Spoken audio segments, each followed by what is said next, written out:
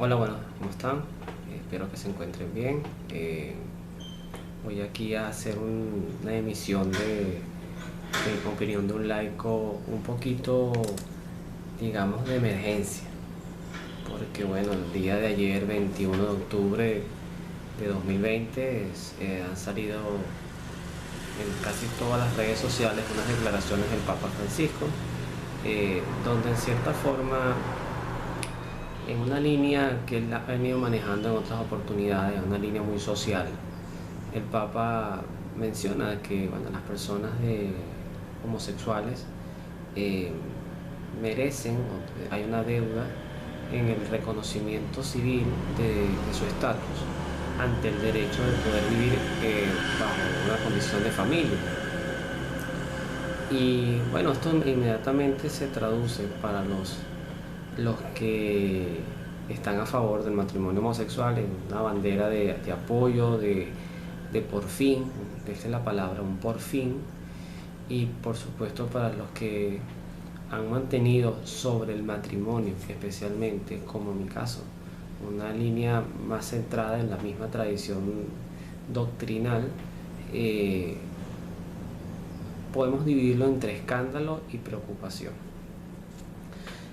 Ciertamente la familia, como escuchaba a un sacerdote jesuita hablar, la familia es algo mucho más amplio que lo que nosotros directamente conocemos. O sea, la familia bajo el contexto ideal que promueve la Iglesia Católica, que es el deseo de la Iglesia Católica y que pudiéramos decir es el deseo de Dios, es la familia constituida entre un hombre y una mujer que bajo el esquema sacramental matrimonial pues forman un hogar, tienen hijos. Pero bueno, como decía este sacerdote, familia también es la madre o el padre soltero que le tocó pues criar solo a su hijo por viudez, por divorcio, por abandono. Familia también es la abuela o el abuelo que les tocó educar al nieto solo porque sus papás migraron, como ha pasado mucho en mi país, Venezuela. Y familia es aquel esquema de hogar donde efectivamente, bueno, unas personas viven juntas y tienen también una responsabilidad civil. Esta responsabilidad, estos derechos también implican deberes. Por ejemplo, sea mi matrimonio o sea el matrimonio de una persona que vive en otro país, entre, en este caso, un hombre y una mujer, o también estas uniones libres, o sea, un concubinato, una persona que vive en un apartamento, pues tiene que respetar al vecino, tiene que respetar las normas, tiene que respetar todo lo que tiene que ver con la convivencia, y eso es parte de un derecho también explícito y una responsabilidad que se tiene como ciudadanos y como hogar. Yo no me quiero extender mucho entre criticar al Papa, defender al Papa, porque sencillamente el Papa viene de un ejercicio de sacerdocio que ha sido un ejercicio centrado en ser párroco, en ser pastor. Y las personas que generalmente tienen esta experiencia y son cercanas a sus comunidades, caminan con las comunidades, pues evidencian, conocen el dolor, las necesidades de la gente. A diferencia de otros que sencillamente capaz vivimos siempre, también somos personas de a pie, pero vivimos siempre en nuestro esquema, nuestro trabajo, nuestras paredes de hogar, y no estamos muy al tanto a veces de las necesidades. Oramos por los pobres, pedimos por las necesidades de los enfermos, pero es a veces diferente orar que atender. Entonces el que va al hospital es el que está en la calle. Entonces el Papa Francisco trae esta experiencia que sin duda ha impactado su vida, también trae la experiencia de una dictadura muy dura que hubo en su país, que persiguió, que asesinó sacerdotes. Entonces hay que también contextualizar que nosotros somos el producto de nuestras propias experiencias de vida, y eso él lo quiere traducir en lo que en algún momento se dijo el Papa de la Misericordia, el Papa del Amor. Voy a hablar solamente quizás de tres puntos fundamentales, de manera muy resumida. Primero, la voluntad de Dios, que no está sujeta a la voluntad del hombre. O sea, Dios no es esclavo ni de la Iglesia, ni del Papa, ni siquiera de los sacramentos. ¿Qué quiero decir con esto? Yo, sacerdote, puedo decir, bueno, a partir de ahora, yo por mi parroquia, yo voy a casar por la Iglesia a los homosexuales, y Dios los tiene que casar, y Dios tiene que bendecir eso, porque yo lo estoy haciendo a nivel sacramental. O sea, Dios no es esclavo de los sacramentos. Dios es el Señor de todo lo creado. Y cuando las cosas se hacen bien, Dios está presente. Y cuando se hacen mal, Dios no está presente. Así nosotros construyamos las leyes que construyemos y las justifiquemos como las justifiquemos, Dios no va a estar presente. Donde sí va a estar presente Dios siempre es en los dogmas, porque si un dogma cambia, entonces nunca fue un dogma. Y los dogmas se hicieron son verdades de fe que no se cuestionan y que se mantienen en el tiempo. Eso es lo primero. Y lo segundo, también que va a estar presente de manera ex cátedra en las proclamaciones del Papa Francisco. Fíjense que el Papa Francisco manifiesta un deseo, no decreta un dogma, no dice esto tiene que ser así. Es más, el Papa Francisco también hay que decirlo, en su momento ha dicho que él no está a favor de los matrimonios homosexuales. Cuidado con eso, eso también lo dijo en otras oportunidades.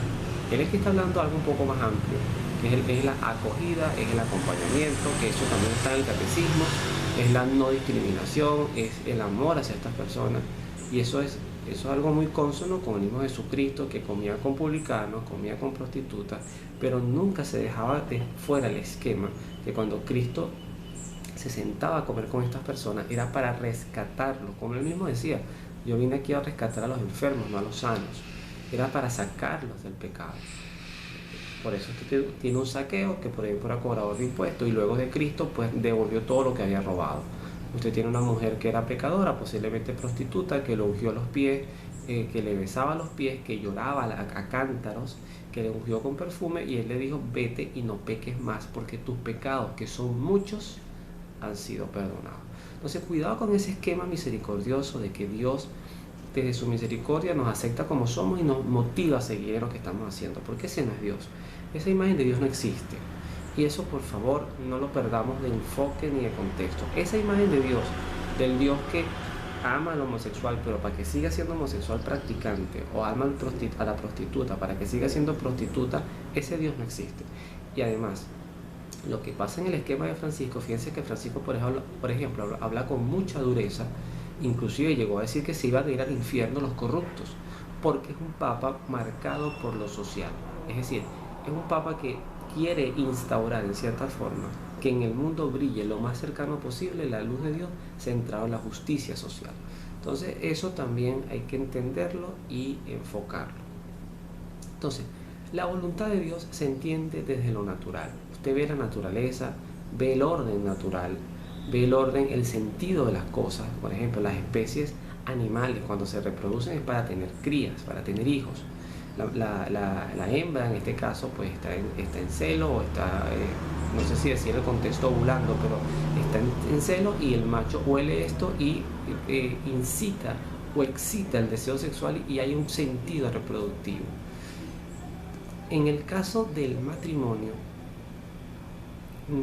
el principal sentido de la unión matrimonial es el amor. Eso es cierto, el amor entre el hombre y la mujer. Porque de hecho las palabras tienen poder. Cristo lo dijo en el Génesis. En el Génesis vean está escrito: el hombre dejará a su padre y a su madre, se unirá a su mujer y los dos serán una sola carne. La palabra tiene sentido. O sea, no dice se unirá a su pareja, se unirá a quien ame, será una sola carne, se unirá a su mujer, o sea, habla el contexto complementario. Y eso está muy claro. Después Cristo más adelante reafirma esto. Cuando él habla del matrimonio, él cita el Génesis, pero además incluye algo adicional. Lo que Dios ha unido no lo separa el hombre. O sea que lo que Dios ha establecido por ley natural, que es el amor y la reproducción, que también es parte del sentido del matrimonio. Aquí hago un paréntesis, me dirá, bueno, y las parejas que no pueden tener hijos, bueno, esas son excepciones, pero la excepción no establece la regla. La excepción establece realidades que solamente la voluntad de Dios les puede explicar en su momento, pero el sentido del matrimonio es el amor entre los esposos y la reproducción, la continuidad humana, la continuidad como especie dentro de un esquema familiar. Entonces, si usted quiere entender la voluntad de Dios sobre el matrimonio, entienda el sentido natural de la sexualidad y del amor. ¿Pueden amarse dos personas del mismo sexo? Claro que sí. yo he tenido amistades que puedo decir honestamente que le he tenido mucho amor, un amor de amistad, un amor entre mi ahijado, un amor entre mi hermano, un amor entre un amigo, que nosotros nos acercamos, podemos tomar unos tragos juntos, conversar, porque hay una armonía, inclusive me siento a gusto conversando con esta persona, pero que allá eso me habilita a tener sexo con esa persona, no, porque eso, aparte que eso sería sodomita en ese caso, eso es un sexo infértil, es un sexo centrado solamente en el placer y que no genera, y que es un esquema quizás adicional. Tú puedes acostarse hasta con un animal. Yo puedo ser zoofilia, creo que es el término, discúlpeme si me equivoco, pero creo que es el término. Yo puedo agarrar a mi mascota, decir que la amo y tener sexo con mi mascota. Y eso también es una expresión de amor si lo entiendo en esa línea. ¿Okay? Yo puedo ser una persona que me ame a mí mismo tanto. Yo lo que quiero es vivir para mí. Yo no necesito a más nadie y vivir solamente anclado, por ejemplo, al amor a mí, entonces a darme bien, a siempre tener la mejor ropa, a no gastar en hijos, no gastar en pareja, sino todo en mí. Y además, bueno, masturbarme mucho porque, bueno, listo, pues ahí me complazco sexualmente. Es una sexualidad centrada en el egoísmo.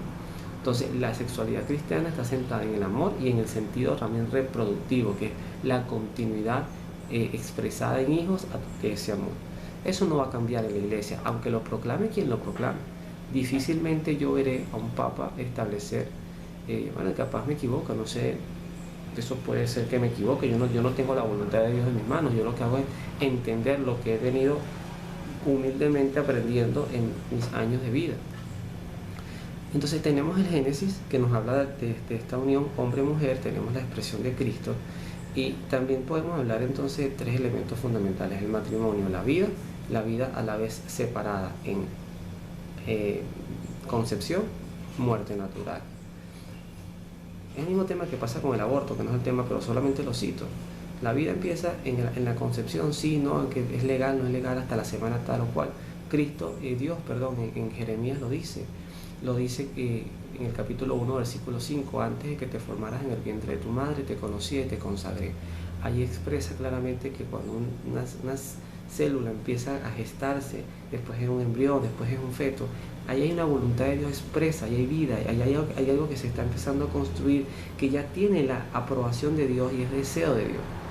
Entonces, si yo, inversionista, quiero montar una panadería, y lo que comienzo es, y doy todo el dinero completo, el 100% para que ahí haya una panadería, y a mitad de camino, cuando están apenas pintando las paredes, eso todo está vacío, me dicen, mira, ¿sabes qué?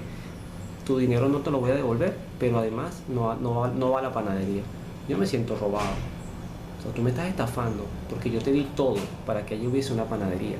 Lo mismo, cuando allí hay el espermatozoide y el óvulo se une, ya Dios apostó todo para que hubiese vida. Al abortar esa vida, usted está estafando a Dios, porque usted está cambiando el plan de Dios.